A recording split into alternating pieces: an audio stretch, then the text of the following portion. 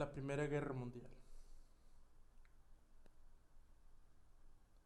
La Primera Guerra Mundial fue el acontecimiento más importante en la historia del continente europeo pero también del mundo.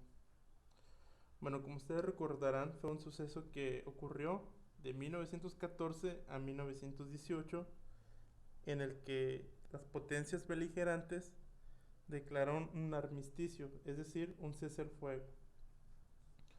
Y bueno, ¿qué pasó con esto? Bueno, tenemos que primero tener en cuenta los antecedentes. El primero es el periodo que se llama Paz Armada, que va desde 1880 aproximadamente, 890, hasta 1913, 14, ya cuando estalla. ¿Qué quiere decir esto?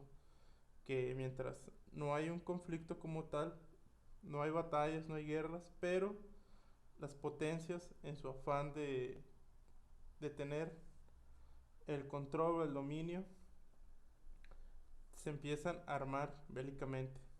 Esto quiere decir que compran armamento, desarrollan armas, eh, desarrollan armas, entrenan soldados, etcétera, etcétera. Incrementan el número de su ejército. El segundo es un sistema de alianzas, en el que, como ustedes recordarán, son dos bandos principales. El que es el de la Triple Entente o la Entente Cordial, y los imperios centrales o las potencias de la triple alianza. No confundir. Los aliados son unos, es decir, Francia, Inglaterra, Rusia, Estados Unidos, y la triple alianza que se forma entre el Imperio Austrohúngaro, Alemania e Italia en un principio. Acuérdense que Italia pasa en 1915 de las potencias centrales, de los imperios centrales, al bando de Francia e Inglaterra. Y bueno, otra de las causas también fue el imperialismo y el expansionismo. Acuérdense que desde la Revolución Industrial, los países occidentales de Europa necesitaban de insumos para desarrollar su industria, es decir, materia prima, petróleo. Sobre todo el petróleo se volvió una parte muy importante para el desarrollo de su maquinaria. Y también que pues el reparto de África y de Asia también era un motivo muy importante, ya que de ahí ellos extraían sus recursos naturales. Y bueno, también viene la rivalidad entre las grandes potencias.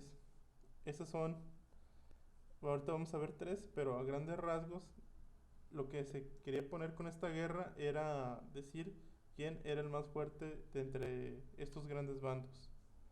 Otro también aspecto importante es el nacionalismo. Recuerden que vimos los aspectos sobre todo en Alemania. Los alemanes cada vez generaron un sentimiento de unidad. Alemania como tal no existió hasta el siglo XIX, en el que muchos principados, regiones que si bien eran alemanes no estaban conformados como un país como lo era Francia, sino que más bien eran diferentes regiones que hasta después en el siglo XIX se formaron como un solo país, o sea, se identificaron entre ellos para formar un país. Y el otro es las disputas territoriales. Recuérdense que en la guerra franco-prusiana Francia perdió los territorios de Alsacia y Lorena, y esto generó un sentimiento, un resentimiento más bien de inferioridad. Fue humillante la pérdida de estos dos territorios para Francia, que en ese momento fue gobernado por el emperador Napoleón III. Y bueno, ejemplos de tensiones diplomáticas. Como ya vimos ahorita fue la guerra. Se inició también por una situación muy particular, que fue el asesinato de Francisco Fernando, quien era heredero al trono. Por ejemplo, el nacionalismo serbio frente al imperio austrohúngaro. ¿Qué quiere decir esto? En el territorio, el imperio austrohúngaro pues tenía una seria rivalidad contra los serbios, ya que los serbios pues no tenían mucho que ver con la cultura que era en Alemania, sino al contrario, era más bien eslavos, no esclavos, eslavos.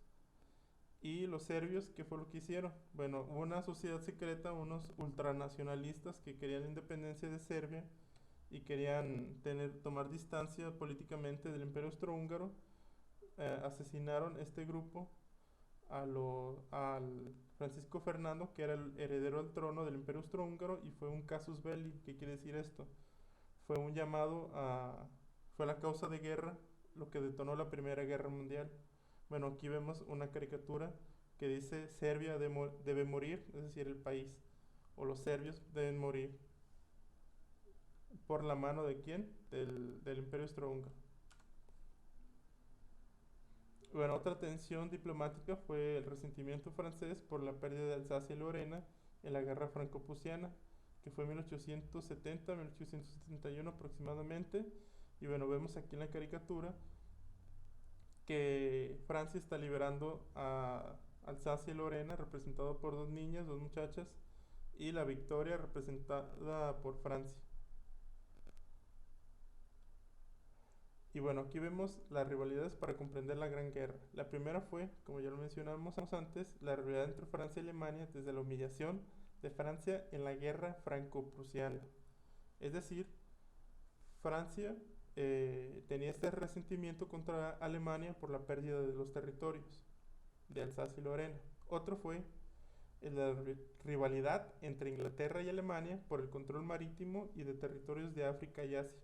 Aquí se quisieron imponer los alemanes como una potencia no solamente europea, sino también internacional, ya que recordemos que en esta época fue donde se repartieron territorios de África y Asia entre las potencias europeas, y Alemania quería tener el control político de todo esto, sobre todo en África, que era donde fue más álgido estas disputas. Y la tercera fue la rivalidad de Rusia y Austria-Hungría por el control de los Balcanes. Bueno, aquí me equivoqué, le falta la L. Y bueno, aquí Austria-Hungría, el territorio de los Balcanes se lo querían, bueno, aunque no formaba como tal parte del Imperio Austrohúngaro, pues tenía una gran influencia.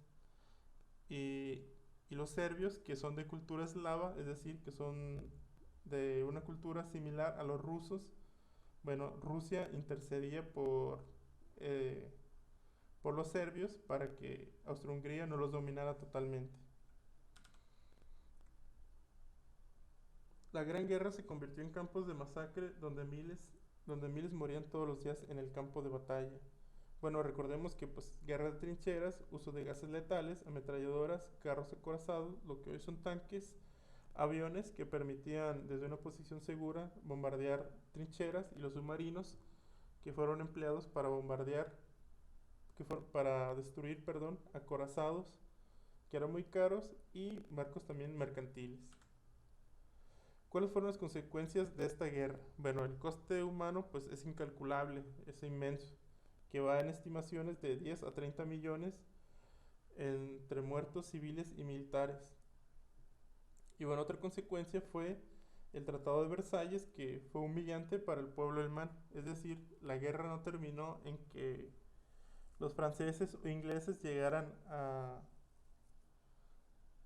Berlín a tomar la capital, sino más bien que hubo un cese al fuego. O sea, llegaron a una parte donde, bueno, ya agoté todos mis recursos, y el enemigo también terminó sus recursos, pero bueno, Alemania había tenido hambrunas por el coste de la guerra, y decidieron decir, bueno, alto el fuego, ya terminan, ya, mis recursos ya están limitados, ya no puedo continuar con la guerra.